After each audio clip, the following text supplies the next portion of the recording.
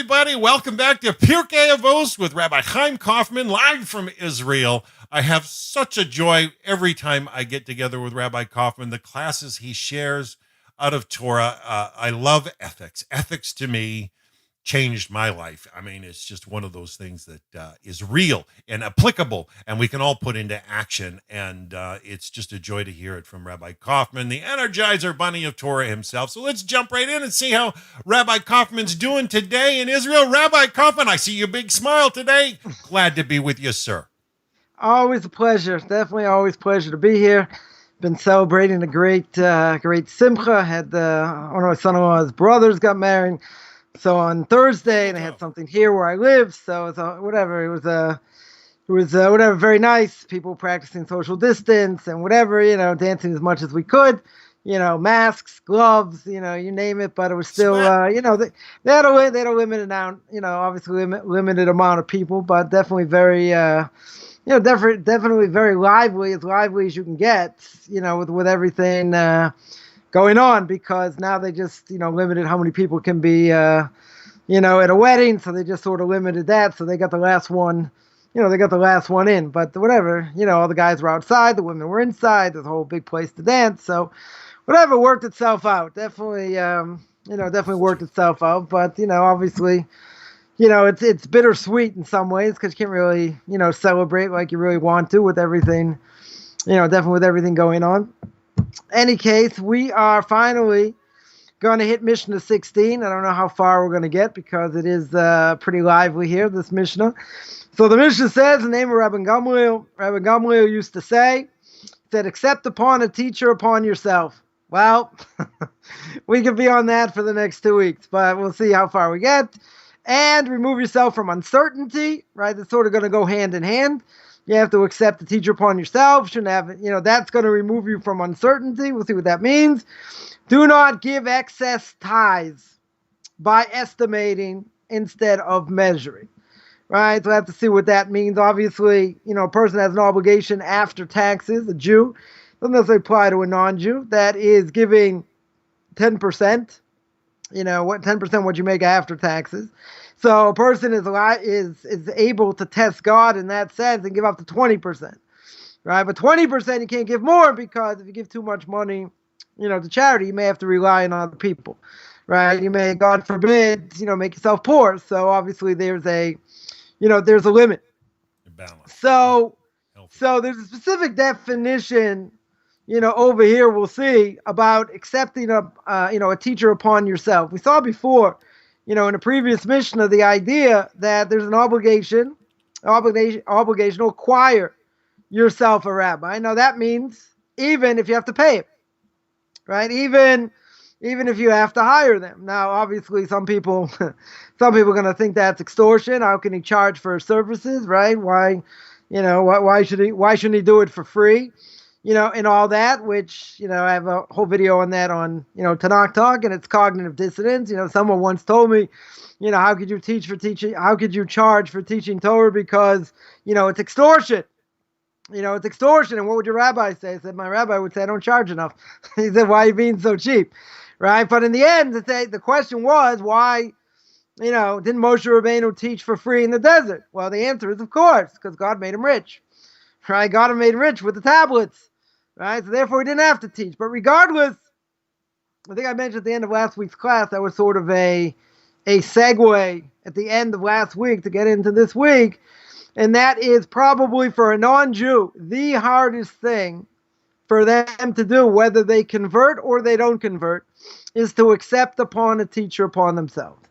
Now, the reason is because if you've come out of the church or any type of idolatry or anything else, bottom line is you've been duped. You've been lied to, right? Many people, just to make sure their brains still work, I'll tell them that there's a Jewish initiation rite, which means that they have to cross a 6-lane highway, right, in order to go through conversion. So some people say, well, do I have to do it in the summer? In the winter? Doesn't matter what the weather is. I want to still see that the brain, that the brain still works, right? So accepting upon a teacher is crucial. Certainly, probably the most important thing a non-Jew has to do or find, which is not easy to do in general, right, is to find somebody willing to teach them, A, that has credentials, B, knows what they're doing. Because even, there are people that, may call themselves rabbis and even may have credentials, but they're not nice people, right? One of my rabbis learned under someone, and he said it was an absolute Talmudic genius. And he said he couldn't learn by him more than 2 weeks because his character traits were so bad. So it can't be that there's an idea of compartmentalization, right? Compartmentalization, for example, right? We know the famous story with Aristotle. Aristotle, brilliant mind. Aristotle, also a tremendous womanizer, right? So his students once caught him in the act. They said, "What are you doing?" So, "What do you mean?" He said, "Like, today I'm not Aristotle. There's Aristotle, they are the womanizer. There's Aristotle, the great mind." So we don't believe those two coexist. Doesn't mean we don't make mistakes. Doesn't mean we're not perfect, right? But at the end of the day, you can't say, "Well, I'm gonna, do as I say, not as I do." Right? Famous story with Bertrand Russell, right? Famous professor of ethics, right? And people asked him, "How could you teach ethics if you're so unethical?" And his answer was, "If I taught mathematics, you expect me to be a square," right? In other words, there's no connection. Within Judaism, there is an absolute connection. And therefore, the Talmud says that in order to learn under somebody, he has to be in your eyes like an angel. Now, that doesn't mean he's perfect. Doesn't mean he's perfect, right? He has to be like an angel. If he's not like an angel, you can't learn from them. If they have bad character traits, right? This is a huge thing, right? Somebody out there, still out there, right? Got a big mouth, huge mouth, a huge ego, and, came up with this idea that no one holds him, and he like just basically like clocked everybody in social media saying it's my way or the highway. Which, in the last 28 years, I've been part of an ultra-Orthodox community, never seen anything like it in my life, right? In other words, it's one thing you hold by what you hold by, but if no one else backs it, you can't push away everybody and say, "Oh, they know nothing. They don't know how to learn. They don't this." No. You have to have real backing, and you have to have real credentials. So when this person called me out, so I said, "Okay, here on Facebook, show everybody your credentials." He goes, "I have my credentials." I said, "It's beautiful. Show everybody." I said, "Everybody knows mine. Clear as day." I mean, he'll still vouch for me, I hope. He'll still vouch for me, right? Been close for 23 years, one of the Torah giants. You got nothing. You're a bluffer, right? 100%. You're a fraud. Poser. So show. So that was my argument. You want to call everybody out? You think they don't know anything? Show your credentials. He says, "I have my credentials." That was it. I said, "Okay, show it." Didn't want to show. So somebody like that, even if I would say they have knowledge, which this person doesn't, but even if I would say someone has knowledge, so what does that show you? I'm going to call you out. I'm going to up-one-manship you. I'm going to show, "Oh, you don't really know. I'm going to cut you down." Right? So people said, "How can you be a rabbi?" Right? "How can somebody like that give over Torah?" I said, "You're right. That's a good question." Both go hand in hand. You cannot be somebody rogue and say, "Well, I'm a rabbi also." It doesn't go hand in hand. It doesn't matter if you have the credentials. They don't go hand in hand. Right? So what do people do? So what do people do? They found people that they say, "Oh, they're rabbi, they teach this, they teach that," and they're not legit. Right? So then they say, "Well, if they're not legit, who do I listen to? How do I know who to listen to?" Right? When you deal with Noah Hides, also a huge problem. A huge problem. You got people don't know their nose from their elbow, and they're saying, "Oh, I can teach non-Jews this and that." They teach them the wrong thing. Right? So obviously it's good if somebody, to ask somebody in the know, right? Meaning that they have real credentials. So you got to be careful. And there have been people that have been duped, that have been lied to, that have, been taken money from, and they've been taken for a ride. Right? Unfortunately, they've been taken for a ride. Now, obviously, that's wrong, right? Not only that, it's desecration of God's name. Here you are, quote unquote, representing X, and you claim to represent it, and what happens? At the end of the day, they're showing they're not what they're saying isn't true, and what they're doing, isn't true. So that being the case gives people a worse taste in their mouth. So then they say, well, why should I bother with anything? I might as well just learn on my own. Or I might do everything on my own. Now, there is what to be said for that. There is some good information out there. I'm not going to say not, right? But in general, you're not going to get anywhere by yourself, right? That's really the bottom line. So at some point, you're going to have to bite the bullet, and you're going to have to lay yourself down to somebody else to accept what they say. Now, this is probably, besides moving to a Jewish community if you want to convert, this is probably the single biggest difficulty. And again, the reason is I've been lied to for so long. And now who do I trust? I can't trust anybody. And to a certain extent that may be true. But you have to let your defenses down a little bit, because not everyone out there is bad. Right? Certainly not everyone out there is rogue. There are a lot of good people trying to do a lot of good work. The problem is you got a few schnooks out there, my language, that make it bad for everybody else. They're going to say, oh, this person did this. Oh, this person did that. Why in the world should I trust you? Good question. Right? So it takes longer. Certainly takes longer to build up trust. I understand. Right? That makes sense. But, we haven't even got to the definition yet, but this is what it means, that you have to accept somebody where you can get your questions answered. The person knows what they're doing, and they may not have an answer straight away, certain things. They may have to, go to a higher authority, right? And that's not a knock on them. It just means they don't know everything. There's plenty of Torah out there to learn. I don't think there's any question, right? But there are so-called authorities in and of themselves. They're legends in their own mind. And that, again, that does a lot more negativity. That does a lot more negativity than it does anything positive. Now, there was a fraudster out there, took me to task for different things, whatever. And, one of the things this person was saying is everyone should just convert. That was his idea. Like, everyone should just convert. Like, there's no such thing as being a Noahide. Like, really? So I made a whole blistering video against this person. And I said, well, the Talmud says clear. There's such a thing as a Noahide. I can tell you where it's mentioned. It's mentioned a number of places. That doesn't exist? No, everyone's got to convert. Well, if everyone's got to convert, wouldn't God want everyone to be Jewish? I would go on record in saying God would want everyone to be Jewish, but that's not the case. And if you miss the run to be part of the Jewish people in the time of Abraham, or at the very least, the last chance you had was by the giving of the Torah at Mount Sinai, good, you had an opportunity. After that, you got to go through conversion. Now, if there's no such thing, if this whole thing is just hogwash, it doesn't make sense. So why is anyone going to convert? Everyone should already be Jewish. You want to listen to someone who tells you that? It makes no sense. No. Doesn't make any sense. No such thing as a Noahide. Really? What is the Christian thing that some people think? It's brought down the Talmud. What do? Rip it out? Unless you tell me the Talmud doesn't exist. You don't hold by the Talmud. Okay, so be a Karaite. This person's not necessarily a Karaite. I wouldn't say that. An idiot, but I wouldn't say he's a Karaite.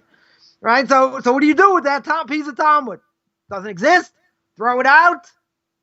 So somebody like that you can't listen to. Right? Obviously, because they're wrong. You cannot go against the majority. Right? The majority for good, not the majority for bad. Right? So something like that, and someone, doing all kinds of other things, whatever it is.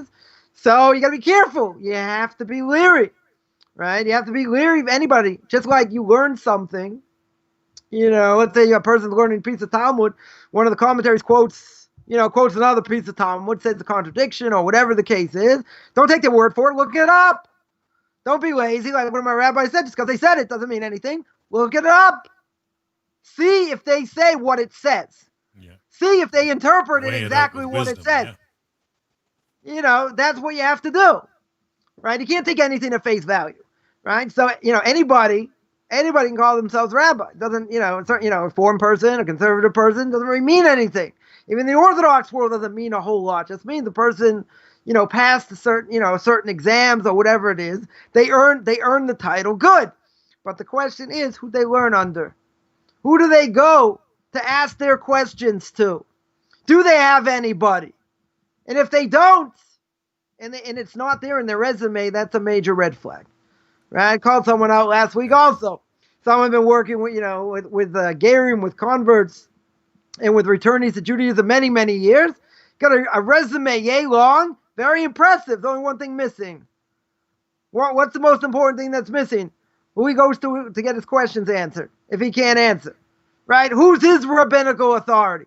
If that's not there, it's a major red flag.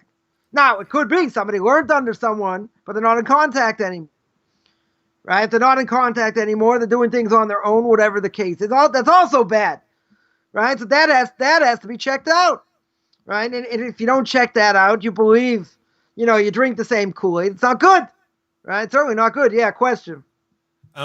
Rabbi, just for clarity's sake, what does a rabbi do when his rabbi passes on?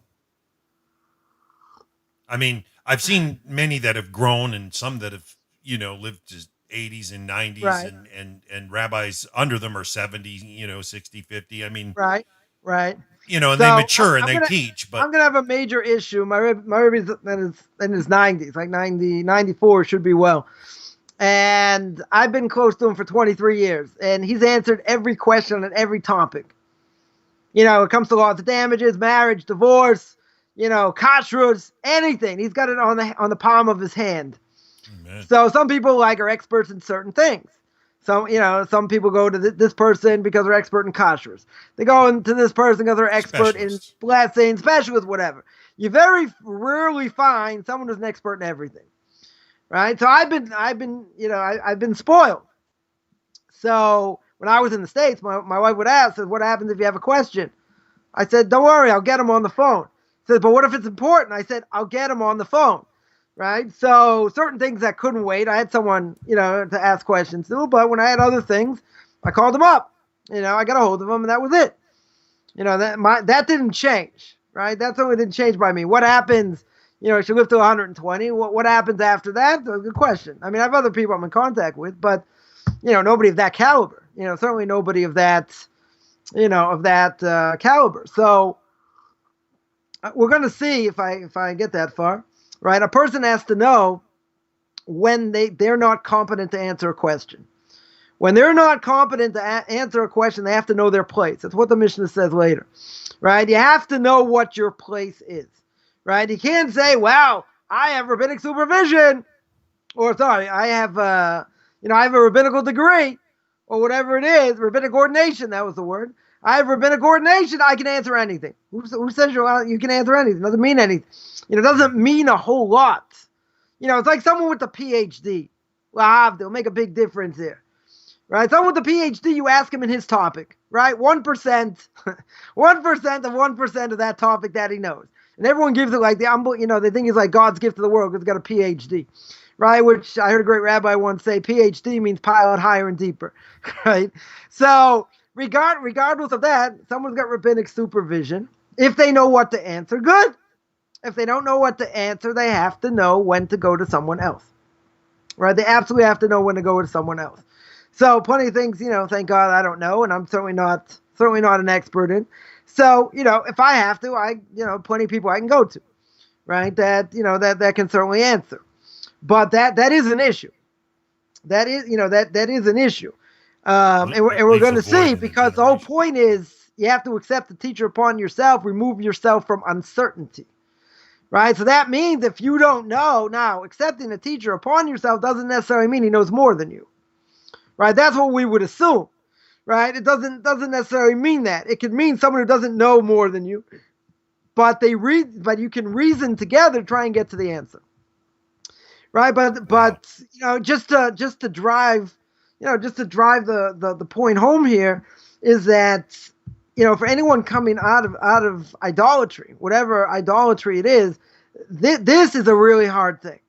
Right? To find someone who you relate to. Also, you got to find someone who you relate to. I was just telling over a story to someone I used to learn with. He actually, his wife made the match between my daughter and his nephew. So I've known the family for since I'm married, like almost 28 years.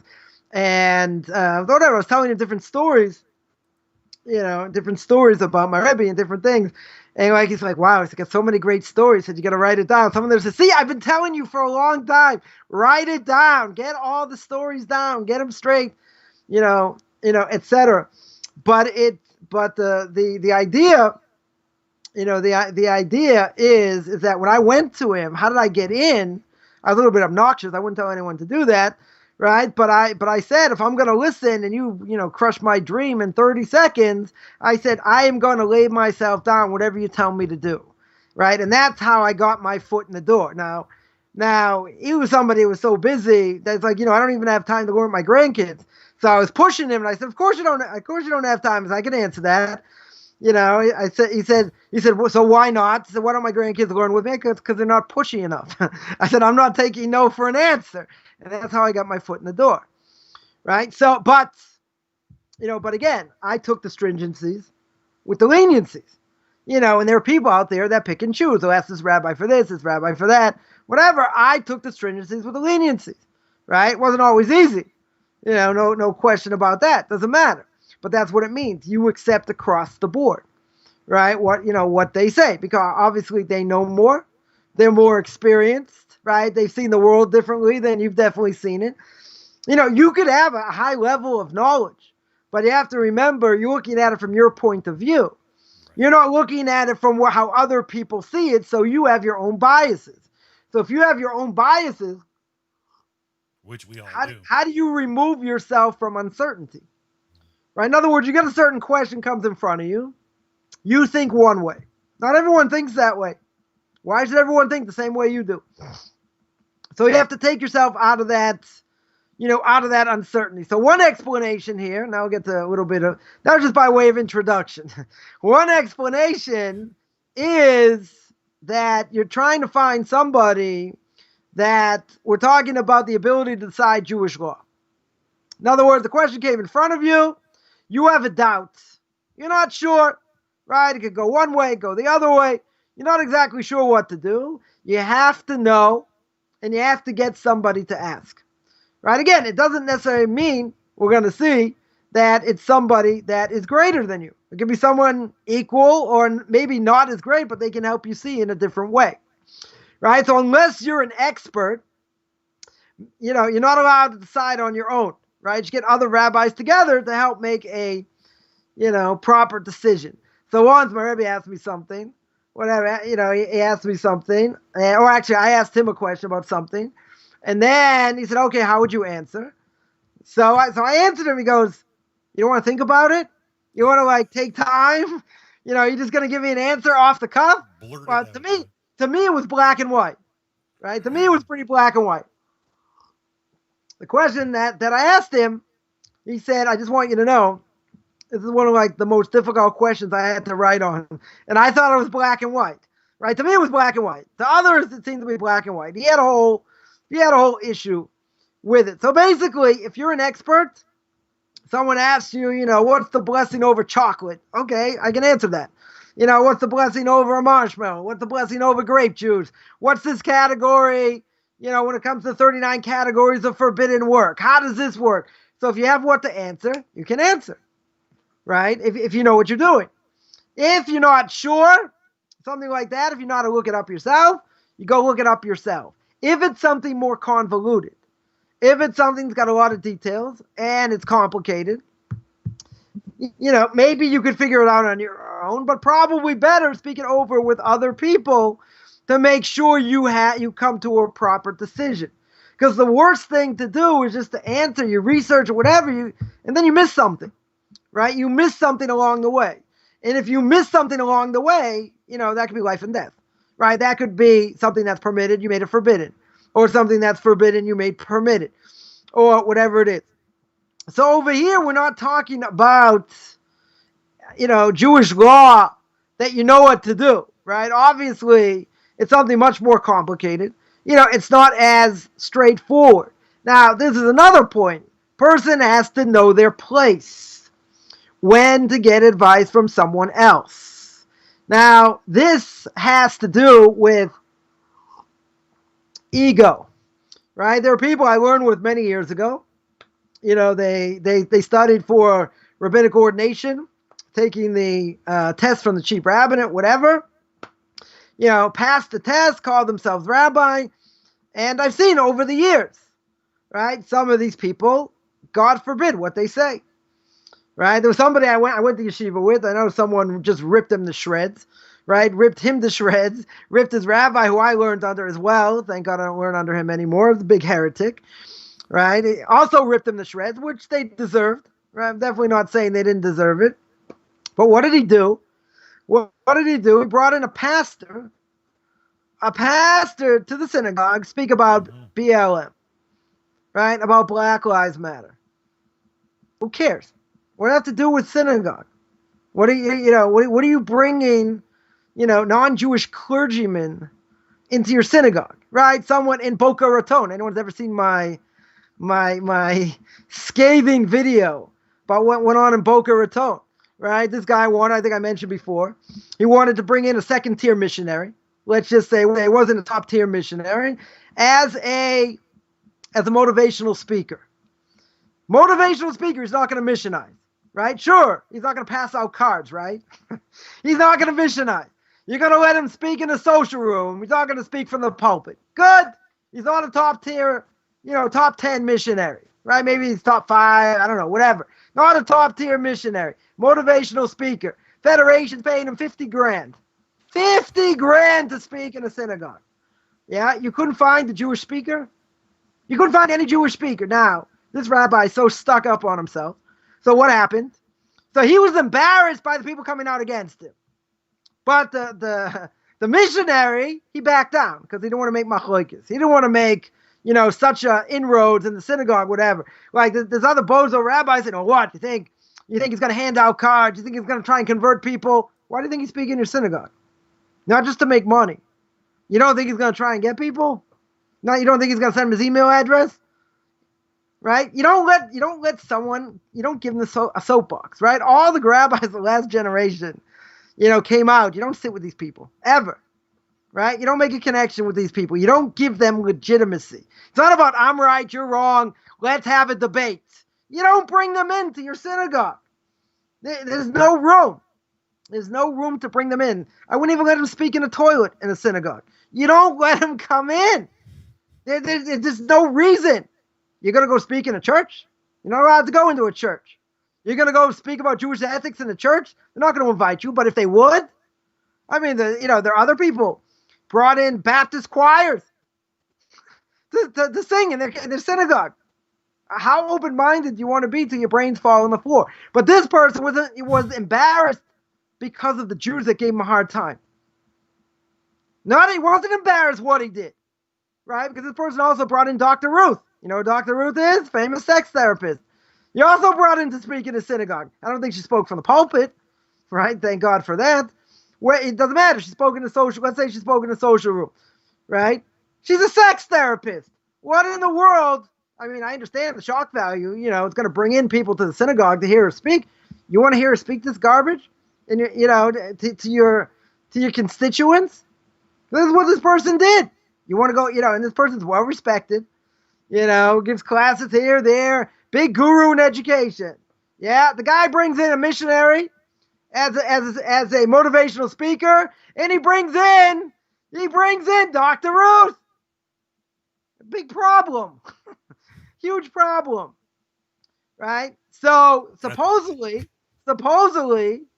this rabbi had another rabbi bigger than him who said it was okay to bring in this missionary, but he didn't want to be quoted on it. Of course, he didn't want to be quoted on it, right? They would have tarred and feathered him for being so stupid and irresponsible for giving, such a response. Now you're going to say, how could someone do that? It's a good question. Where are the ethics? Where's the Torah over here? So you're going to say he wasn't going to speak about JC, right? He wasn't going to missionize. He was going to be a motivational speaker. Right? Why are you bringing in non-Jews to be motivational speakers? What, you want to bring in Chuck Yeager? Right? Went on the moon? You want to bring in Neil Armstrong? You want to bring other people, motivational speakers? Can't find anyone Jewish? I told them I would have done it for 10,000, not 50. I would have done this a bargain. But there are many much better speakers than me, no question. It would have been easy. It would have been a quarter of the cost, even to fly them out there. Right? And speak for an hour. It cost them less than $10,000. Probably half that. If that, but you're gonna get this guy. You don't think you got Jewish motivational speakers? So here, you get something this bad, right? So what are we saying? A person has to know their place, right? Even if you want to tell me, technically speaking, there's nothing wrong with this, right? It's an ethical issue. Technically speaking, according to Jewish law, do I find anything wrong with it? Not necessarily, right? Not necessarily. The question is it something I should do, right? There are moral imperatives. I mean, this goes beyond. I think having a sex therapist is going beyond moral imperatives, right? Whatever's going to come out of her mouth is going to be forbidden. It's going to be forbidden to listen to, right? If it's going to be forbidden to listen to, this is not a moral imperative. Even non-Jews could be, right? For Jews, it's forbidden. You can't listen to this garbage, right? 100%. So you have to obviously know if it's something this complex, right? Or something that's controversial. You have to ask somebody, somebody with like real broad shoulders, right? This is more of an, I'm using this more of an extreme case, but the case really is more of a complicated case. You're confused in it. You want to get clarity. You go to someone bigger than you, but you have to know your place. So what happens is you got people. I don't care if they get rabbinic ordination. Have they learned the laws of damages? For like the last 5 years. Nonstop, they can answer questions like that? Probably not, right? They have to know their place. They cannot let ego get in the way, and there are enough people out there that it's very easy to say it's about ego. Even someone gives them the green light, but as the English would say, it's a little bit dodgy, right? It's a little bit dodgy. Even if someone gives you the green light, think once, twice, 3 times before you do it, right? Because even if it's permissible, doesn't necessarily mean, it's the right thing to do. Give an example, right? The laws of Shabbos. For instance, if a person set their DVR, right? Let's say, you have the NBA Finals. You want to watch the NBA Finals on Shabbos, right? So what do? Yeah, you turn on the TV set, right? With the timer. Right? You're not going to change the station. You're only going to keep it on that station. Finish the meal. Great. You sit down, you watch the game. Did I do anything wrong? Technically, I didn't do anything wrong. I mean, there is one opinion using a timer on the Sabbath, you can only use for lights. Right? There is such an opinion. You can use it for lights, nothing else. Right? But other rabbinical authorities hold not that way. I could use it for, let's say, my air conditioner. Right? I can't necessarily use it for a hot plate. Or let's say for a microwave to cook, that would be a problem, right? Whatever the case is, but in this case, I didn't do anything wrong. If a person, let's say, walks to town on Shabbos, it's a long Shabbos, they window shop if the store is open. They don't walk into the store. They window shop. Is there any problem with window shopping on Shabbos? Technically speaking. No. My thoughts are my own. If I want to think about business, I can. I mean, I shouldn't, but I'm allowed to. So if I'm allowed to, did I do anything wrong? Not necessarily. The question is it in the spirit of Shabbos? So we would say that's not the spirit of Shabbos.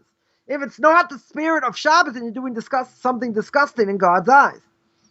Right? In other words, we could get in a whole discussion about TV and sports or whatever, whether you've been watching it during the week, forget about Shabbos, in general, but the idea is not everything I see I should do.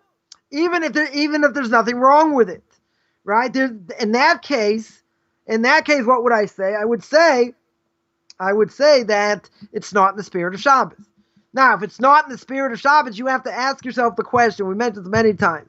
You have to ask yourself the question: whatever I do, is this beneficial to my spiritual growth or not? If it's not beneficial, then I better think 3 times before I do it. And if I decide to do it, there could be negative repercussions, right? There certainly could be negative repercussions. Now you're going to say, okay, I window shopped. Big deal, right? I really didn't do anything wrong, but there's a certain mentality, right? If I want to watch the game on TV, there's a certain mentality. What does that show? Even though it's permissible, technically, I get around it with my timer. But is that really what they want us to do? Even if it's permitted. Even if the rabbinical authorities permit it, is it something? One second. Is it something I want to do? Now think about what I'm doing.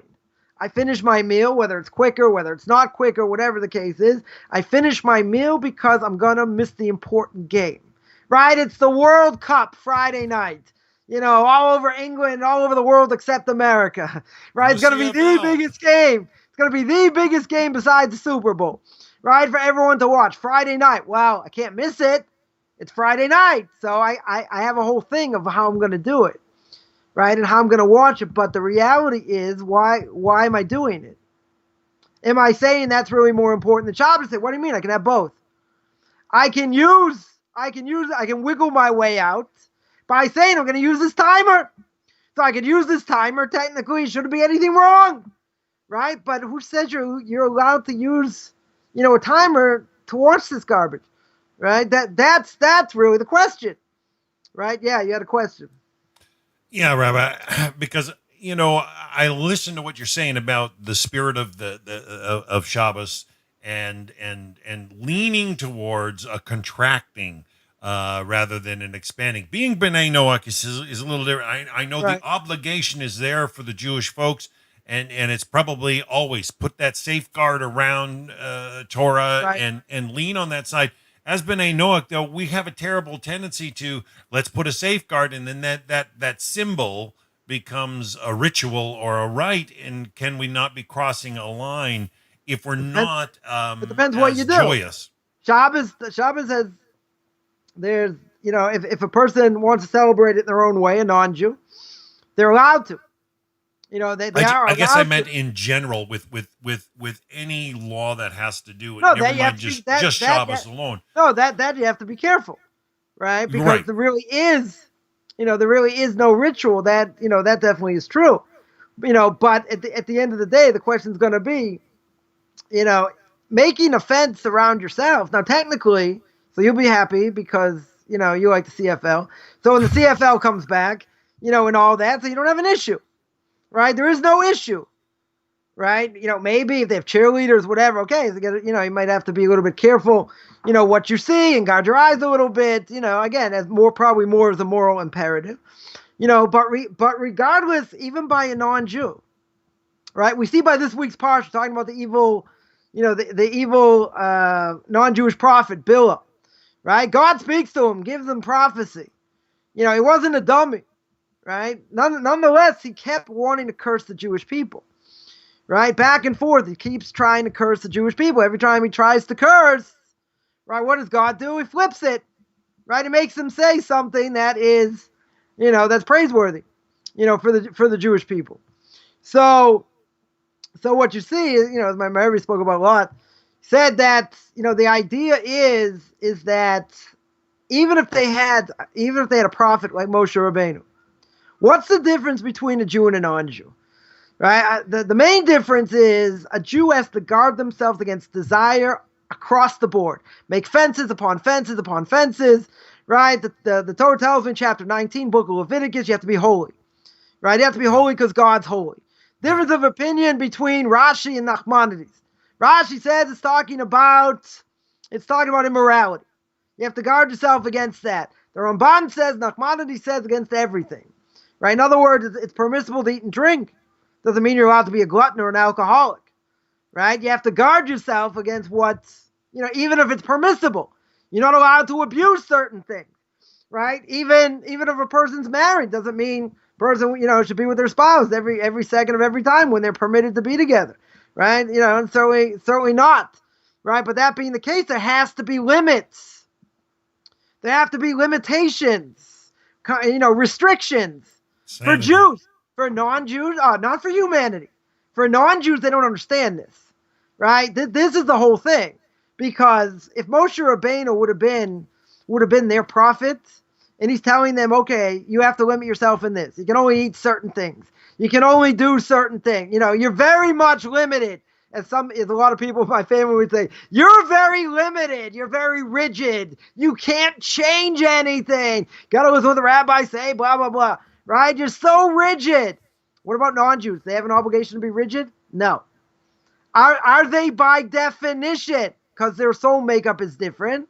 Right? I'm going to turn you on your head now.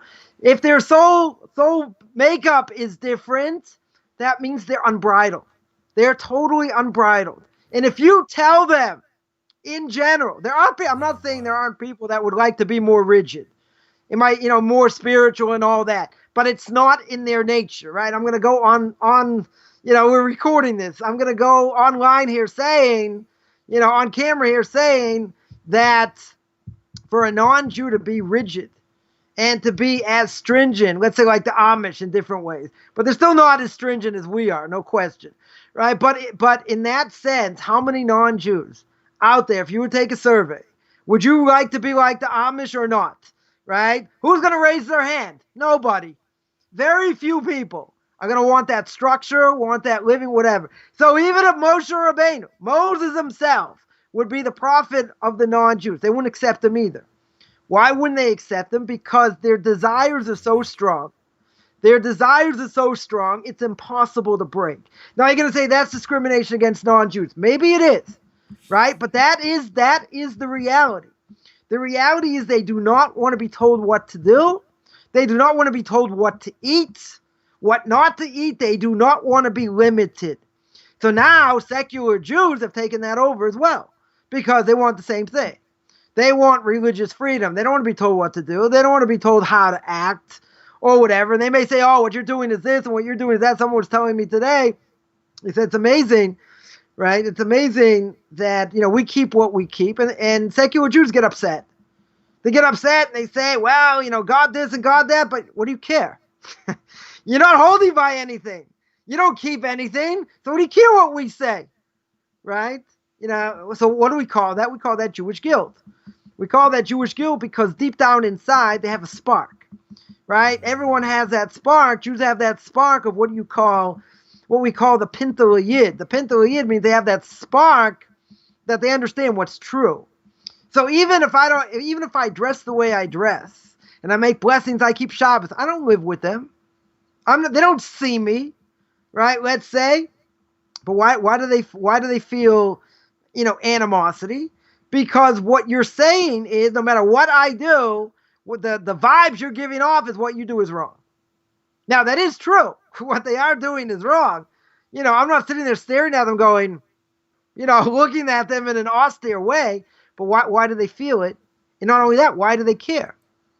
Right? If I'm 10% of the Jewish population, the ultra-Orthodox, what do you care what I have to say? You know why they care? Because what you're telling them, they're wrong. And they don't want to hear that I'm just as good. Well, what they'll do is, like someone told me in a kosher restaurant, what's the whole thing about keeping kosher? There's no problem with trichinosis. That's nothing to do with keeping kosher, right? Trichinosis, get tapeworm, you don't heat things up, pig, all that. I don't know exactly where it comes from, right? But I was in a place where eating bagels. So my answer was, you're eating a bagel. What does that have to do with trichinosis? Person looked at me. I knocked him right between the eyes, right? Checkmate Coffman over here. Knocked him between the eyes. And they said, yeah, whatever, pass the salt.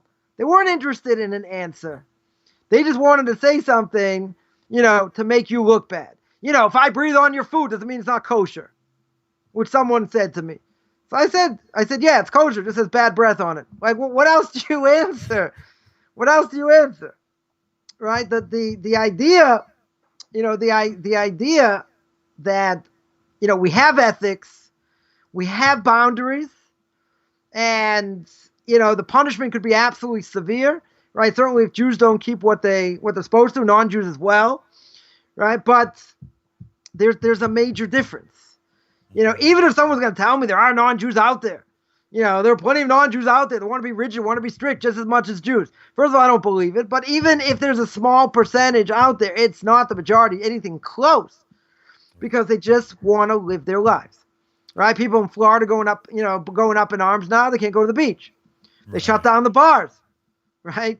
They're shutting down everything. They want to do what they do. They think they're invincible, right? Someone told me last week, kids think they're invincible. They get to think, okay, they'll probably survive. Most of them will probably survive. They've been stuck inside, right? They want to be able to go back to normal, whatever, and they don't care, right? They don't care even if it puts their life into danger, right? But the thing is that they're not looking at, one second, the thing that they're not looking at is it's not about them. Because if they go back to the parents and the parents are older, or they go see their grandparents, that's a much greater effect. It's not just affecting them, right? You're not wearing a mask to protect yourself. You're wearing a mask because you want to protect others from you. Yeah, question.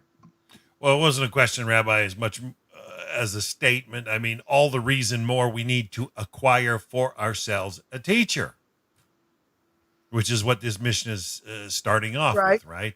If we don't have a teacher, we're not even going to have a remote clue of how to even begin to walk in an But upright manner. people would think that, okay, if according to the Noahide laws, they have to keep anything that makes sense according to the Torah, right? Anything that makes rational sense. Now there are many things I wouldn't necessarily say make rational sense in a certain way. For example, there's a whole question where, just throw this out there for a second. We mentioned, you take a donkey, you take a horse, a horse and a donkey, put them together, you make a mule. Now, a mule is a very strong animal. Problem is it's sterile, right? It can't reproduce. For a Jew, it's forbidden. It's a question by a non-Jew. Now, what's really the question? Is a non-Jew allowed to play with creation? Is that something that would make sense according to my own understanding? Maybe yes, maybe no. They'll say, what's the problem? Why can't I create, other species, right? The species of fish out there, they took a non-kosher fish. They took a non-kosher fish and a kosher fish, put them together. How do I know something's a kosher fish? It's got scales and fins, right? You'll never see a fish that has scales doesn't have fins and vice versa. That's how I know. If that's how I know, now I made a new species. But we also have another principle. Anything from a dove or tameh, meaning something that's impure, right? This fish wasn't kosher before, right? Now you made it with a kosher fish. Now you just made a new species. So what do you do with that? It's complicated, right? Not so straightforward. Right, but the point is, before we digress in all this, is that you got rogue rabbis out there don't know their place. And they think they're doing something so great for mankind and for their synagogue and whatever. So good, they'll bring in a sex therapist. So good, they'll bring in, they'll bring in a second tier, missionary to be a motivational speaker. They should be tarred and feathered. Sorry to say. You're not bringing people closer to Torah, just the opposite. Right? So another aspect over here is, as we mentioned before, it means not only find yourself a rabbi, but it means that even the person doesn't know as much as you do. So why are you using them? So to speak, you're asking them to help take yourself out of this doubt. That's what you want. Now, they may not know as much, but what are you doing? You are trying to reason with them and trying to see maybe they can look at it in a different way. Does that mean they have to have a 250 IQ and they're much brighter than you? No, but they can help you make you see things in a little bit different way. So the question is, the person may have a doubt. You're not sure what to say. You don't want to be quick to permit or say it's forbidden, right? Very easy to say something's forbidden, right? Regardless, he'll give the wrong answer, right? And so therefore, what's going to be? So you should take somebody with you or some other people, throw out the question, and see how they would analyze the question, right? If they say something that makes sense, that light bulb goes off, okay, right? So then you have a different way of looking at it that you wouldn't have thought of before. But it doesn't matter. It doesn't matter if they know less than you. Right? They're helping you to get to the truth. Because over here, he's got a doubt. He's got a major doubt. Maybe he's going to forbid something. Maybe he's going to cause someone to lose money. Now, to take money out of somebody and to give to someone else, you have to have clear-cut proof. You can't just say things off the top of your head because it might cost someone money. So therefore, you should make his friend a rabbi, so to speak. Ask him his doubts to clarify the issue. Now, also, we mentioned before, they should go to him for all their questions. If they're knowledgeable enough, they shouldn't flip-flop from one rabbi to another. This is a problem. This is definitely a problem because, again, Mom says no, people, Dad, yeah. People go to different people for different things. Now, it's not easy, as I have found over the last 20 years, to find somebody who can answer every single question you have on every topic. That's not so easy. right? But different rabbis have different outlooks, different philosophical outlooks that they could look at situations based on their philosophical outlook. Now, there are other philosophical outlooks that disagree, right? So could be someone's going to ask someone a question because they understand and they know their philosophical outlook. By knowing their philosophical outlook, they know the answer they're going to get, right? So that's not necessarily a good thing, because now what we call you're stacking the deck, right? You have a question, you know someone who's going to give you the answer you want to hear, right? Obviously, we're talking about a competent Orthodox rabbi. You're pretty sure you know the answer you're going to get, and that's where you go, because you're not interested in going to someone who's going to be more stringent, right? Because you already know where this person's going to go, and the other person's going to go. So what do? You pick and choose, right? You pick and choose. Now, another thing is, there are very good halachic books that give halachic decisions, right? I.e. the Mishnah Berurah. Mishnah Berurah, written by the Chaim, speaks about everything when you get up in the morning, the laws of blessing, the laws of prayer, all the holidays, the laws of tefillin, of tzitzis, of a Sefer Torah, of a Torah scroll, all these different things. So if someone knows how to learn, right, and they have a question, they can look it up. Now, obviously, they have to know, if this is really the binding authority, or if there's a difference of opinion. Maybe people disagree. Maybe later rabbinical authorities, or some rabbinical authorities, maybe disagree. Not everything, according to the Mishnah Berurah, we hold by. I mean, I would say 95% we do.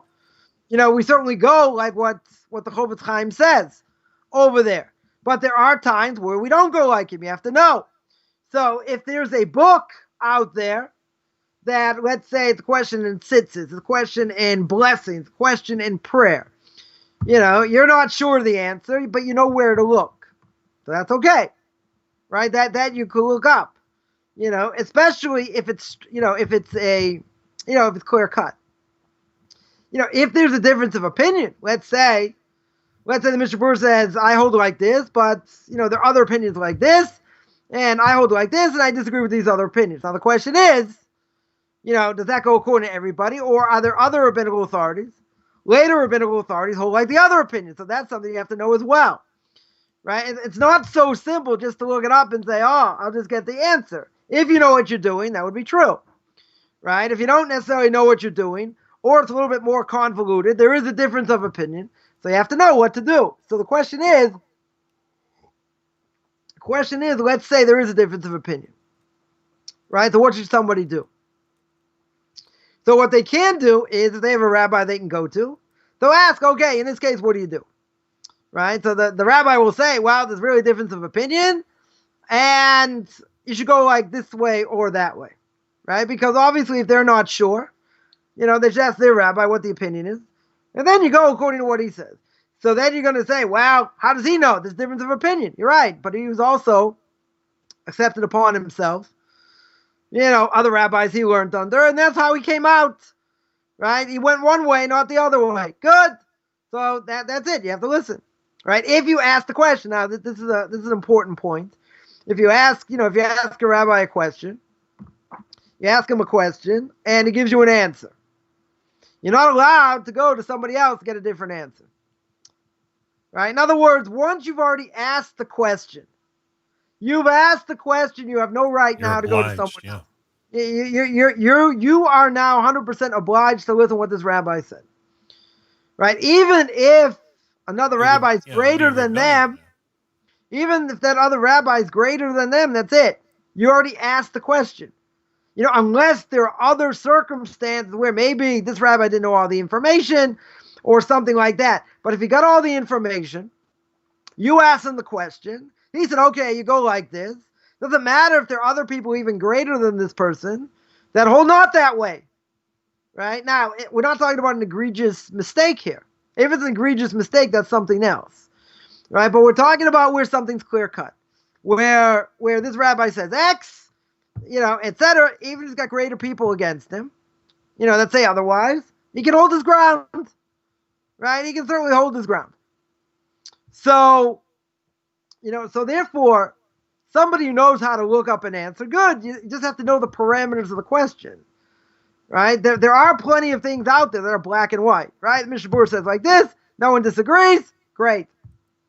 And even if there is a minority opinion, it might not matter, right? We're probably not going to take it into account. So fine.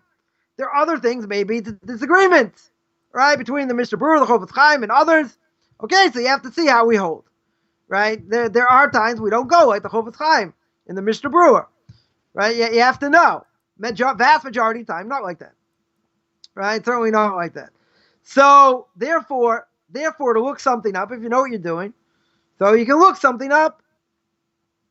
So another thing here that the Talmud tells us, the student has to go to a city of refuge, right? What was a city of refuge? City of refuge that they killed somebody by accident, right? The person obviously had to be more careful. Killed somebody by accident.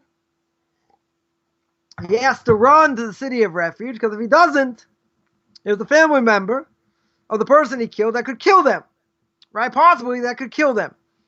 So they have an obligation to go to the city of refuge. They're not allowed to come out until the high priest dies, till the Kohen Gadol dies. So they're basically there, could be there for life, right? And if they come out of the city for any reason, and one of the family members of the person he killed grabs them and kills them, they're allowed to. In other words, he has to stay in that place forever, right? At least until the high priest dies. So it comes on the Rambam and the Laws of Killing, chapter 7, first halacha, says the student has to go to the city of refuge. When he goes to the city of refuge, his rabbi goes with him. Right? Why does his rabbi have to go with him? Right? Because the student needs to live. Very strange. What did the rabbi do? He didn't do anything wrong. This student killed by accident. Right? Now the question is, if he goes out there, if he goes into the city of refuge, he doesn't go with his rabbi, he's not going to learn. Right? He's most likely not going to learn. And if he doesn't learn, it's like he's dead. Pretty harsh. Right? Because it's like he's dead. So the rabbi has to go to the city of refuge. He doesn't go by himself. He takes the whole yeshiva. Imagine. Everybody has to go. Right? In other words, to sustain this person. To give him life. Because if you don't have someone teach him, he doesn't have people around him to learn. It's not their fault. It's not the yeshiva's fault. Right? This person went in. But according to the Rambam, the yeshiva goes in to save his life. Right? They have to go in to save his life. Even the rabbi does, because otherwise he's not going to learn. Right? Or he won't learn as well, or whatever the case is. But they have to go to give him life. So you're going to say, okay, what does that have to do with making a rabbi upon yourself? You see the strong connection between a rabbi and a student. Wow. Right? You also show the tremendous lack student feels when his rabbi's not around so much. In other words, if he's not around, he doesn't, maybe doesn't feel as inspired as when he's around, right? Therefore, it's considered like he's dead. Comes along Rav Yisrael Salanter. Rav Yisrael Salanter, the father of the Musar movement of blessed memory, he said like this, he said the Misnagdim, someone who's a Misnagid means he's like a Lithuanian Jew. He's like he belongs to the yeshiva crowd, let's say, and he makes a mistake, and he thinks, I don't need a Rebbe. Right? He thinks, okay, I know how to learn, I learned how to learn very good. I don't need someone to get advice from. I don't need a Rebbe. Right? The Hasidim, right? People who are Hasidic, they make a mistake, Rabbi Salanter says, and they think they have a Rebbe. In other words, usually by the Hasidim, they have one Rebbe, and they listen to what he says. Right? Whatever he says, everyone's uniform, he's the Rebbe. Right? That's what you do. Now, this is a very strange statement. What does it mean? What does it mean they think they have a Rebbe? Right? So Rav Aaron Cohen, a Rebbe in the Hebron Yeshiva, blessed memory, explained what's the mistake of the Hasidim. They think it's enough. They have a Rebbe. If they have a Rebbe, okay, he's the one in charge. He's the one calling the shots. He learns much stronger than we do, and that's it. I don't have to learn so strong. So I have a Rebbe. Right? I have a Rebbe. He can do everything for me. Pass the buck. You pass the right. That exactly would be called pass the buck. Now, that would only make sense if they don't learn from him or they don't go in his ways. Right? If that's the case, there's no benefit to learn from him. But if they do learn from him, they get, what can a person say? A person can say, he's the Rebbe, I'm not. He's 10 times stronger than I'll ever be in learning and in all kinds of other things, spiritual. So why is it I have to work so hard? Right? Why would I have to work so hard and become so great or whatever? I have him. Right? I have him. I can rely on him. So as you correctly said, right, we would necessarily call that pass the buck. Right? Because yeah, it's 100% irresponsible because what does it have to do with him? Right? In other words, he gets upstairs after 120 years, God's going to say, did you learn Torah? He says, yeah. He said, well, I see over here you put in like 20% effort. He says, yeah, because I had a Rebbe. Right? He put in all the effort. God's going to say, I don't care about him. I'm asking about your potential. I'm asking about what I wanted you to do, not what I wanted him to do. I know what I wanted him to do. Right? But what about you? Where are you holding in the world? So that's a major issue. And a person can think that, okay, I don't need anybody else. Right? He can do things for himself. And I can do what I need to do, but on a much lower level. Now, the Misnagdim, the Lithuanian Jews, or the yeshiva crowd, as I would say, they make a mistake and think once they know how to learn, right? It takes a while to learn how to learn, but once they learn how to learn, that's enough. Then they can start doing things on their own, right? And that's also a big mistake because at a certain point, and I heard this from a great rabbi once many years ago. He says at a certain point, people cannot be taught anymore. So the person told me that he was running an institution for married men, teaching them Jewish law, and he said he won't take anyone over the age of 25.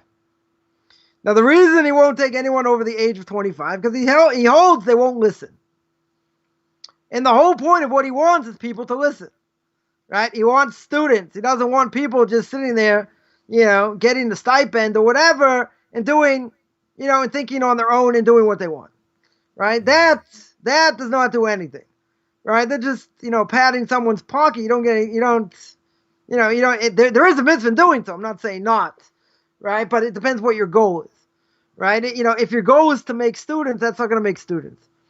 It doesn't mean, and people will say, what, I can't have my own opinion? Right? I can't think for myself.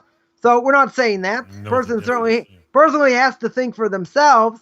There are parameters, right? I'm sure people aren't going to want to hear this either, right? There are parameters. Not everything, you can't be open-minded until your brains fall on the floor, right? You have to know what the parameters are and what legitimate questions are. Because some people think, well, I've been closed down by the church. I can't think about anything. Just have to have faith or whatever. And then they go haywire the other direction.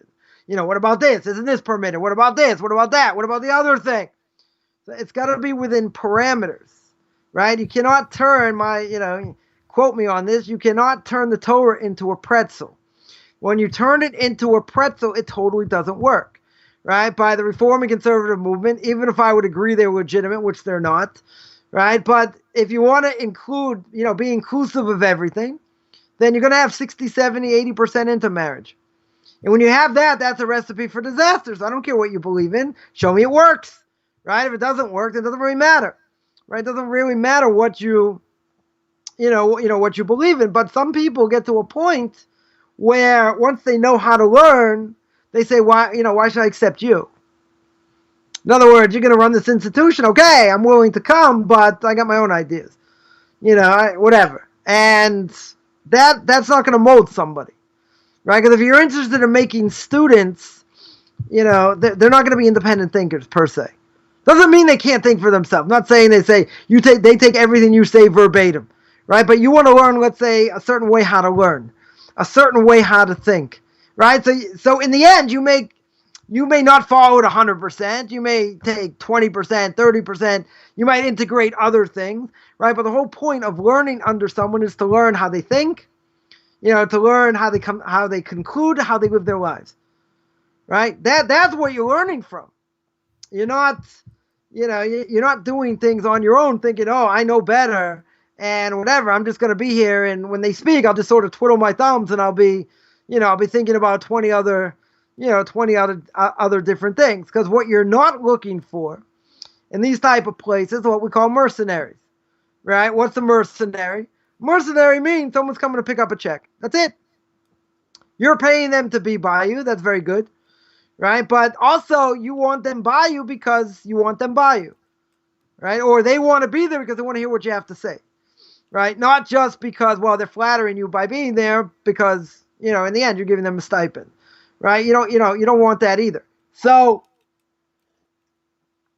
independent thought does not mean I take everything to face value, right? It doesn't mean you can't necessarily question, why'd you say like this, why'd you say like that? Because where's the rabbi get the greatest knowledge from? It's not from his own learning.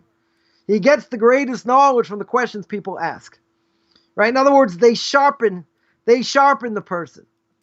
That's certainly what it does, and they make them think in ways that they may never, certainly may never have thought before. Now, obviously, it has to be done with respect, right? And I've seen this more times than not, that, people ask a question or whatever, and say, wow, I heard about this opinion, or I heard that opinion, right? So the question is, so why are you asking me? Right? I got this from someone. I just stopped answering the questions, because every time I answered a question, they said, yeah, but what about this? And yeah, what about that? So I said, what are you asking me for? You asked me my opinion, right? So I gave you my opinion, right? Based on what the sources tell us, right? What the code of Jewish law says. So if you're not interested in my opinion, why are you asking? Like someone a few weeks ago asked me about something, and I gave my answer, and they said, yeah, but I want this and this. So I said, so why are you asking me? It's like, no, but I really wanted your opinion. I was like, you're showing clear that you're going to do what you want. If you want to do what you want, don't ask my opinion. And people certainly can get into trouble that way because again, when it comes to Jewish law, we made clear, you ask a rabbi their opinion, do not rabbi shop. That is forbidden, right? That 100% according to Jewish law is forbidden. You ask the question unless there was something missing or some other piece of information, you're not allowed to go to someone else, right? Unless they made some sort of egregious mistake, right? That's called picking and choosing. Oh, I don't like this answer, I'll go somewhere else, right? Someone told me this once. There has to be a certain thing. And they said, well, I asked this rabbi, that rabbi, and the other rabbi, and I also want your opinion. I said, oh, so you're rabbi shopping. I said, I can watch the hair. I don't have my head grow. It got shorter now. So I can watch the hair. I don't have my head grow. I was like, come on. I gave you advice. You didn't take my advice. They got stuck. They definitely got stuck in something. I couldn't help them. But they were only interested in taking a collection of what other rabbis said. So I said, that obviously is not the way. Right? You want my opinion is one thing. You want to go 20, you want to ask 20 people and then ask my opinion? Something else. Yeah. Well, I like how you brought out earlier about asking them to take you out of doubt. I mean, that's where an honest question lies. If you're asking them to take you out of doubt, there's an honest question. We see often, you've saw it more than most, trolls online. They're not asking honest questions. They're trying to box or trying to, right, get the group to hear one other statement. They're not asking an honest question. And one thing I've found most high integrity with Orthodox rabbis is they will be a little skittish when you're not asking an honest question, or they're trying to feel out, are you asking an honest question? And I love how you said you've got to be asking them to take you out of doubt. When you're doing it with a proper degree of respect, I find you're going to get the golden nuggets of Torah shared to you, especially as a B'nai Noach. The problem is someone has an agenda. The famous story of Chaim Brisker. He had a student from the Volozhin Yeshiva that went off, right? So he asked him, he said, when did you go off? So he said, when you were in yeshiva or after you left? And he said, after I left. So he said, I can't answer that because that's like answering an answer, right? In other words, you have an agenda. He said, you have an agenda, and my answers are not going to answer your agenda, right? If someone said, I think this and I think that or whatever, that's not a question, right? They're showing I have an agenda. If they're asking a legitimate question, it's a legitimate question, right? But you can normally tell if it's a condescending question, or not. If it's condescending, then no matter what you answer, right? I mentioned last week, on Tanakh Talk, I had a few people that had issues with the previous week, right? Of things about, crazy statements the rabbis say about non-Jews. And my answer was that when the rabbis give answers, they don't give the answer, right? They could give me 2 reasons, 3 reasons, 5 reasons. It could be 100,000 reasons why, right? So a person can knock off all those reasons. Nope, this doesn't apply. Point. No, I don't like this. No, I don't like that. That means you're not looking for an answer. Right. And no matter what answer you give, I could be Moshe Rabbeinu, second coming, and say, hey, this is the answer. I heard it from God himself. No, not interested, right? I have my own agenda, right? So when someone has their own agenda, it doesn't really matter what you have to say because they're not interested in listening. Now, I would think the vast majority of people I do come in contact with are interested in what the Torah has to say, right? They're interested in what the Talmud has to say. If someone says, I'm not going to listen to the rabbis, okay. No matter what I say, it's not going to answer. I got to ask, Rabbi, is there an actual problem with looking for the answer? Is there almost like a missed the mark in your character when you're saying, I need to know the answer to... No, but the answer may not be the answer. There could be 100 different reasons. Who's to say that? It's not like math. 1 + 1 = 2. No, right? No. Like let's say I just gave a class on the laws of mixing milk and meat. There have been different answers given why you're not allowed to do that, right? You have whatever, a lot of different reasons. And the bottom line is, none of the reasons are really enough. Like the Rambam in the Guide for the Perplexed, gives one answer that was used for idolatry. They mix milk and meat and stuff for idolatry. Someone else said a different answer, but we don't know, right? It's not clear. Most of the Torah itself, no one would have any questions if they understood it was a divine decree. Forget about it. Doesn't mean you don't have to try and find the reason. Or Moshe Feinstein, a blessed memory, Torah giant in America, the last generation, right, brings out by Parshas Korach. He says by Korach, as great as Korach was, and he saw all the miracles, in Egypt, in the desert, he held the Aron, right? He held the Aron, and where the tablets were, and he didn't die. It's on a tremendously high level. So what's he coming to go against Moshe Rabbeinu and Aaron, right? And Aaron the priest. What is he coming against? And Moshe Rabbeinu is not coming against because he's the king. If he comes against the king, they would have killed him. Nothing to talk about. So he says, what? You gave favoritism to Aaron and this and that. It's very charismatic. Convinced 250 great people and they all died. Right? So it says Moshe Feinstein, what happened over here? He saw all the miracles. Right? He was in the desert. Didn't hear about it. He was there. He saw all the miracles. So what happened? He said, very simple. He said he didn't get the message. Right? Moshe Rabbeinu kept saying, I'm not doing this on my own. Right? This is what God said. This is what you have to keep. This is what you have to do. All these things. So it says Moshe Feinstein, not only did he get the message, he should have seen it all as a divine decree. When you understand everything's a divine decree, even listening to the rabbis is a divine decree. If you understand it's a divine decree, there's no question of anything. Why this? Why that? I'm not saying you can't have the question. The questions are legit, right? 100%, they're legitimate questions. But you have to understand, if God said it and he passed it to Moshe, that's it. And if you look at all the mitzvahs as a divine decree, then you're never going to come to sin in the first place. You're not going to come to question, right? It doesn't mean we don't question. There are questions all over the place. All you have to do is open up, a tractate of Talmud. Questions left and right. Oh, you think this is the case? No, it's really like this. Oh, it's really like that. This is how we bring it down. Questions all over the place. If there are questions all over the place, doesn't mean we don't question. But you have to be within certain parameters. So if we understand everything's a divine decree, does that mean I'm going to get in the head of God and understand? You're going to say, come on, don't murder, don't steal. Isn't that a divine decree? It's a divine decree, right? No, but it makes sense. Okay. Euthanasia, pulling the plug. Does that make sense? No, but you have to understand, I'm saving the person. What are you talking about? Why are you allowed to pull the plug? Right? In that murder? So now they're not suffering as much. Who are you to play God? Right? Somebody stole. You're not allowed to say, no, but you have to understand, they came from a broken home. They were starving. It's a divine decree. Right? We don't care what happens. Right? And this is something people have difficulty with as well. We don't care what the circumstances are. Right? And this whole movement's going on in the States, in other places. We don't care how they were brought up and all the oppression, everything that. Why don't we care? Because what they do doesn't matter over here. If they're stealing, who cares what their background is? That gives them a right to loot? Doesn't give them a right. I understand they're angry, 100%. Right? I understand why they're angry. Right? But doesn't give them the right to, two wrongs don't make a right.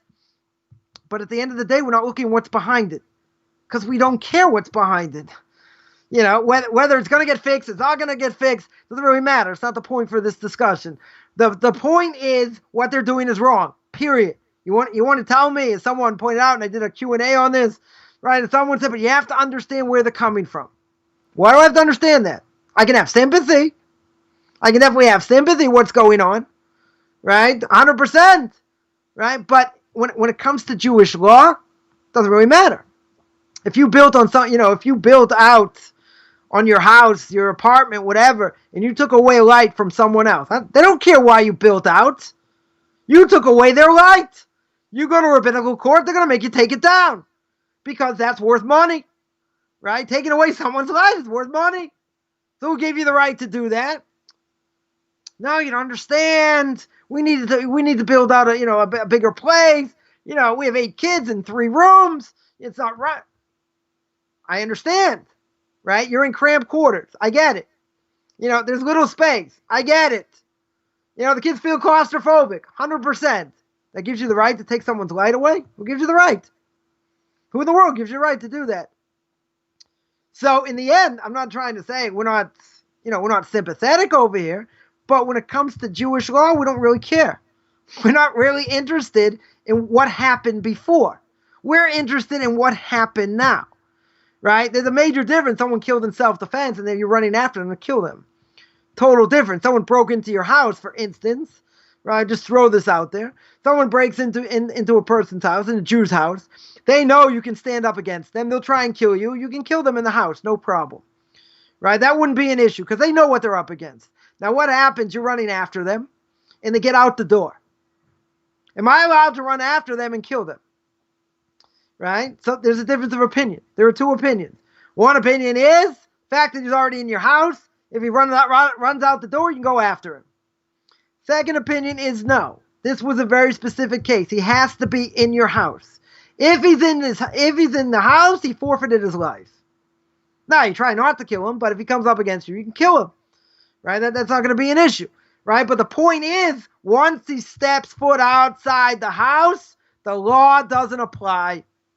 You can't. Doesn't matter how angry you are. Doesn't matter what the guy did. You cannot run. You can run after him in order to try and get him to go to jail or whatever. Stop him. You're not allowed to kill him, right? Because there's a technicality here.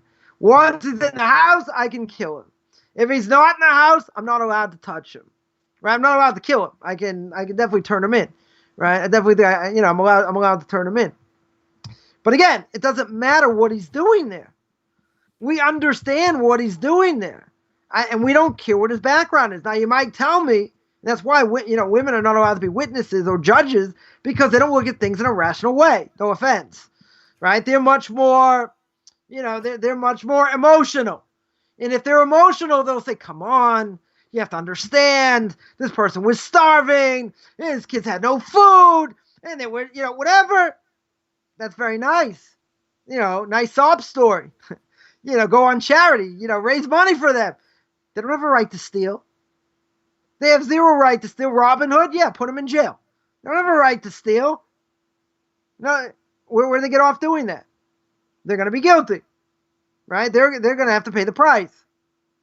So background information, whether you think it sounds cruel or not, is irrelevant, right? It's totally irrelevant over here. So a person has to know. A person has to know 100%, what they're up against. And you can't do whatever you want based on what happened to you before. Right? And people make that mistake. Right? There's a Torah prohibition. I'm just on this rant. There's a Torah prohibition. You're not allowed to take revenge. What does it mean to take revenge? Right? You ask somebody to borrow their lawnmower. They say, no, I'm not letting you borrow it. Fine, borrow from someone else, whatever. This person comes to you a week later, 2 weeks later, whatever, says, by the way, my lawnmower's down. I see you got a lawnmower. Can I borrow your lawnmower? So if you say, yeah, I'll let you, you say, no, sorry. Person says, no, I'm not going to let you borrow my lawnmower, not because you think he's going to damage it. He says you're not allowed to borrow because you didn't let me borrow yours. Right. That's taking revenge. That is taking revenge. Everything is going to damage it. Whatever, is one thing. Now, so I had this case, I think I mentioned my Q&A. Someone asked me the difference between justice and revenge. So on this whole thing in my Q&A, one of the things I mentioned was, many years ago before they had, I was a yeshiva student in Israel. So they had a telephone outside the yeshiva. Right? So they had these coins you would put in to call someone. And you have to have all these coins in order to just try and make one call. You give the number, they call you back. I was speaking to my parents. I called them once a week. Anyway, I was talking to them, whatever. And there was someone there waiting. He got impatient. He said, okay, your phone conversation's over. And he hung up the phone. I was talking to my parents. Right? This idiot hung up the phone. He's like, you've been on way too long. Right? And he hung up the phone. Now, what was so important, to this person that he needed the phone? He was hungry. Pizza shop wasn't open. So he disconnected me and my phone call because he wanted to call the pizza shop. Call the guy who runs the pizza shop, tell him to come down because they were hungry. Now, where I was learning was the center of town at that time. So if this person walked into the study hall and he sees me and says, oh, by the way, can I borrow your pen? Now, if I had a pen to give him, and I would say, you know what? I'm not giving you my pen because you acted like an idiot hanging up on my parents when I was on the phone. That's a Torah prohibition. That's a Torah prohibition, right? So now you'll say, well, don't I have a right? This person did that? Yeah. In a certain sense, what this person did was wrong, but still I have an obligation as a Jew, unless I think he's going to damage it, right? I have an obligation to be bigger than that and say, okay, you want to borrow my pen? No problem. If I don't give him the pen, and I don't give it to him, or let's say I give it to him, I don't give it to him with a full heart. I still hold a grudge inside, but I give it to him. I said, yeah, sure, here it is.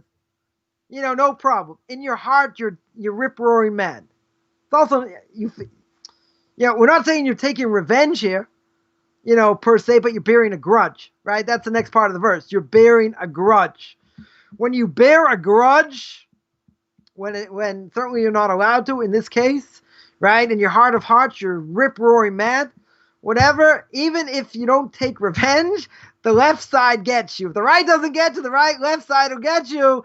You have now bared a grudge. That's also Torah prohibition, right? So with all these things, what does the Torah want? For me, wants to overcome these negative things, right? Amen. By a non-Jew, these things go by the wayside. They're going to say, a non-Jew's going to say, come on, you did this to me. I am not giving you my pen. You don't have to tell him straight out. You say, no, I don't have a pen to give. Whatever.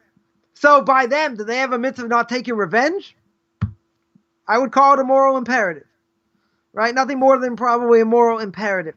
But when you bear a grudge against someone and it burns inside, it's any psychologist, any therapist would tell you it's bad, right? Because you're just going to get eaten alive by it and it's not worth it, right? So a person has to understand, you have to understand the Torah is far-reaching.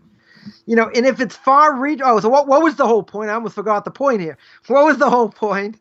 The whole point was it's all a divine decree, right? Now, this doesn't make sense logically. Why doesn't it make sense logically? That's why it probably doesn't apply to a non-Jew. Because if someone didn't let you borrow your lawnmower, and now he wants to borrow yours, make perfect sense to say, I'm not going to do that. Why in the world would I let you borrow my lawnmower? You don't let me borrow yours. He may have appeared right? selfish. You might, yeah, but so what? So what if you appear selfish? Does that have anything, has that anything to do with anything? Maybe not. Yeah, I'm not saying it's necessarily a good thing, but I'm saying is that something I'm going to get rabbinic lashes for? It's a rabbinic it's a negative command, right? Do not bear a grudge in your heart.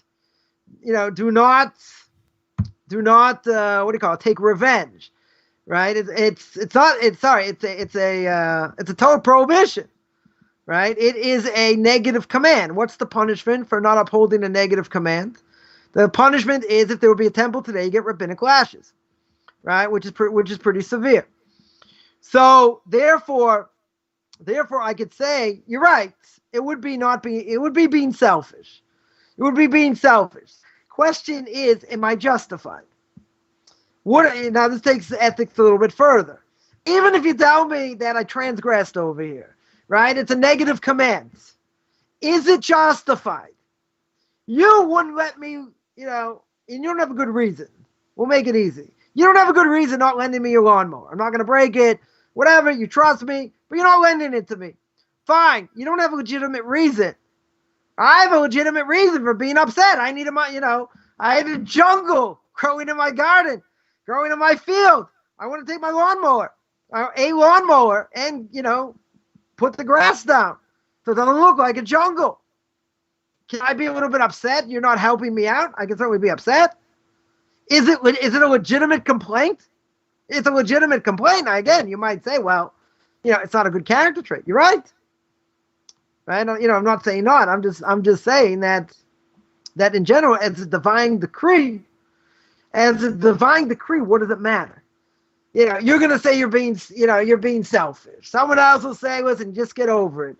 Overcome your bad character traits, whatever. At the end of the day, it's not an easy thing to do. Right? If you look now, we could try and squirm out of this in different ways, but at the end of the day, it's a divine decree. And if it's a divine decree, I still have to try and understand it. That's what we said before. You still have to try and understand it. But if I understand it's a divine decree, then I got to keep it anyway. Right? In other words, I'm not going to be lenient. I'm going to say, well, I could do this. Oh, well, I could do that. Or I could try and figure out it's not the reason, it's a different reason, it's a fifth reason, it's a 10th reason. All these different things. It doesn't matter. Right? It doesn't matter if there is one reason or the main reason.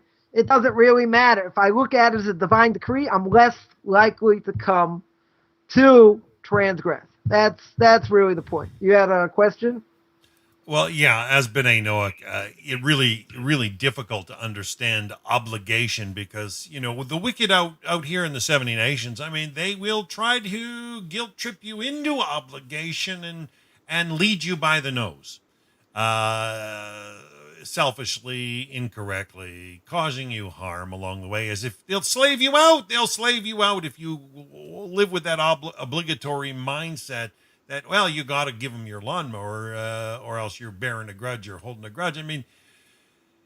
The point is keeping sane. I understand when there's a divine decree, and as B'nai Noach, many of those divine decrees in Torah, of course, don't apply to B'nai Noach. And it is very, very hard, though, for those that will be led. I know out here in the 70 nations, there are those that will find kind-hearted, caring souls, and they see it as a sign of weakness, and they prey on them. It's sad. No, so that's 100% wrong. But again, even if they're not obligated over here, it certainly is a moral imperative. It's going to affect you in a negative way if you do this, right? And you're 100%. If you're not strong, you will be preyed upon. That is definitely true. That's why. More than anything else, as we said at the beginning, this is exactly why you need direction, right? And, you need someone to listen to that knows what they're doing, that can give proper guidance. And if someone's going to say, well, do I really need to implement this? Technically, no, right? But if you want to break bad character traits as a moral imperative, why do you want to be nasty, right? Just because, what will people say? Just because this person did it to you doesn't mean you have to do it back to them. No. Two wrongs don't make a right. right? I don't have to. Do I have to lend them my pen? I don't have to lend them my pen if I don't want to. I could be petty. That's being petty, right? There's no mitzvah to be petty. Certainly for a Jew. For a non-Jew, okay, we'll say it doesn't apply, right? But again, do you want to be petty? Do you want to be stingy? Do you want to, be looked at life, like that? Obviously not, right? It's not about obligation. Some people are petty. It's terrible. As much as it builds up the person, and it builds them up in the sense they know what's right and wrong, right? So they'll tell me, well, even if I don't have an obligation to keep this makes sense to do, right? Because it makes me a better person. Right, and a non-Jew and a non-Jew's gonna, it doesn't only have to keep what is, obviously what makes sense. Is it easy? No, it's not easy, but it doesn't mean you have to be stuck. It doesn't mean you have to be stomped upon either. Be used like a dish rag, right? Definitely nobody holds that. Definitely nobody holds that. But at the same time, you have to know. You have to know, is this good for me or this bad for me? Now this comes up. It's not like I'm just talking, high, pie in the sky type of ideas. These are common things that come up. People do nasty things, whatever, on a daily basis. People may say something, whatever. It doesn't mean you have to be like them. Why do I have to go according to the, the least common denominator? And I have to be just as bad as them because they did this. I have to do this bad. Who says? I certainly don't have to do that. No question. It doesn't mean that it makes it right. Right? You may want to. You certainly may want to, may not be taking revenge, right? But it's a negative thing against you because you're going into the mud with the other person and you're just as bad as them. You're going to say, what are you talking about? It's not true.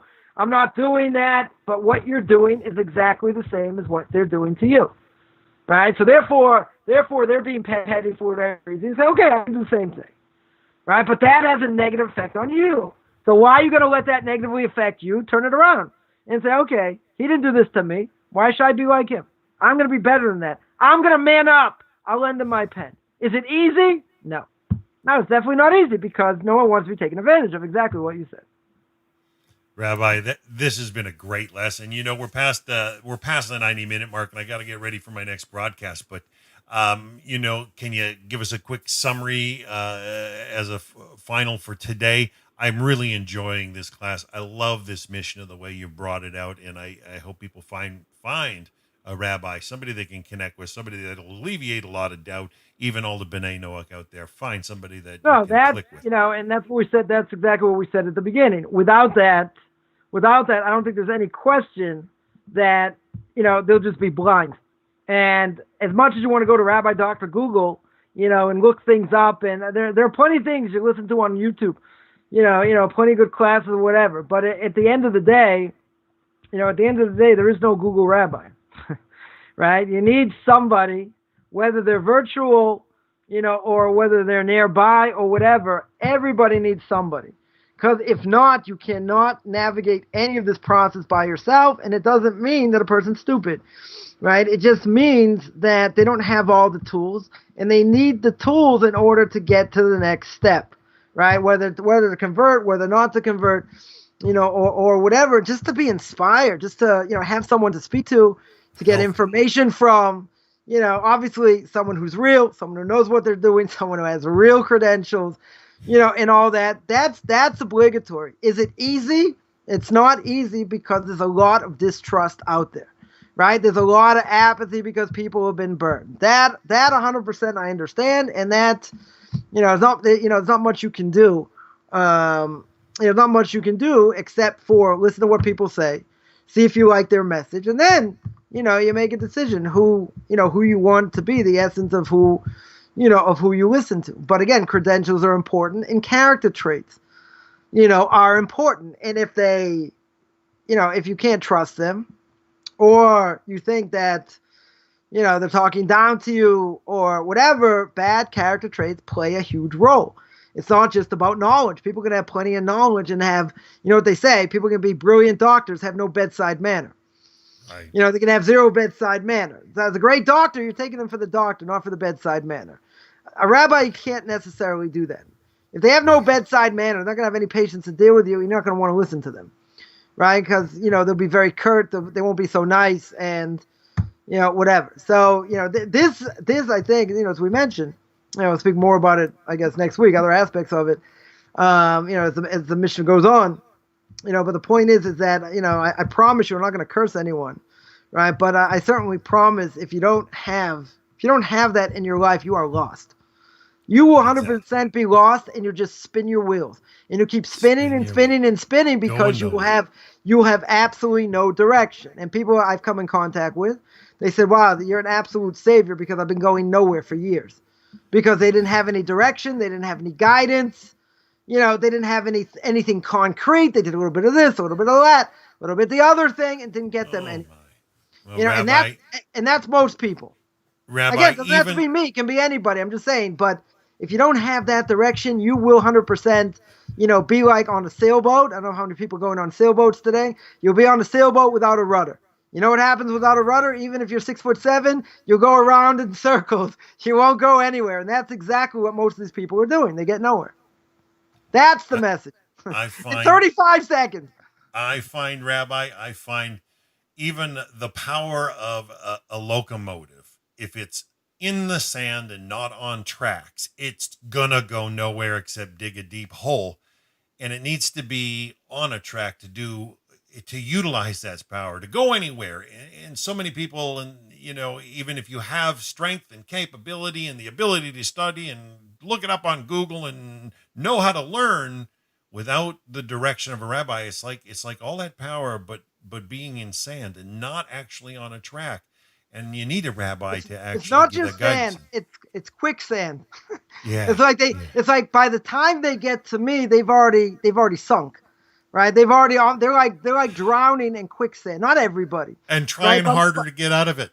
Right, exactly. They're trying to dig out, and it's whatever. It's a painful process, And I'm trying to help people navigate. We don't have to get that far down.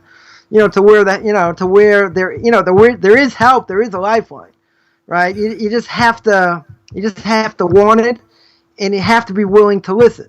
Right now, I yell and scream and other things, and I'm not the easiest person to listen to, right? But in general, yeah, you have to get somebody you're willing to listen to, and hopefully they can help you get to where you need to get. That's the most important thing.